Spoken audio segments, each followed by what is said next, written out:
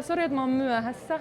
Mun pilatestunti venyy ja sitten joku jäbä yritti jutella mulle Sporossa. Sitten mä katsoin, että sillä on Jack and Jonesin huppari. Mä oon vaan silleen, bro, ei sun aura matchaa.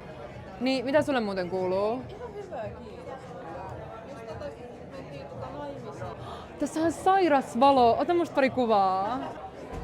Tää on mun hingematchi. Se, kenestä mä puhuin, se aika söpötyyppi. Täällä on siis niinku alle 2000 seuraajaa. Mä olin silleen, että sori, mä puhun vähemmistöille. Silleen, että jos sä viet mun treffeille, sä päätät paikan, et sä vie mun espresso housia, niinku harjukasi at least. Asut sä vieläkin siellä Vuosaaressa? Joo. Miksi? Kiva perhealue. Hitsi, se on kyllä aika masentavaa. Kallion place to be. Mä en vois asua missään muualla kuin Brunassa tai Kampissa oikeastaan. Ihanaa, että me ollaan oltu ystäviä lapsuudesta asti, koska en mä muuten nyt puhuis sulle. Mulla tulee semmonen maadottunut olo, kun mä oon sunkaan, kun sä et oo taas tietysti joku feini, vaan sä oot niinku normaali ihminen. Hei. Sori rakas, mun on pakko mennä. Jackie se ei onnistu.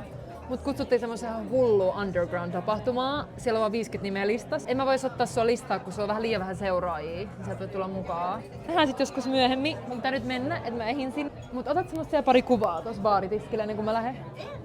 Sä oot täällä yksin, se on vaan kuulimpaa. Mut tuottaa vielä pari kuvaa.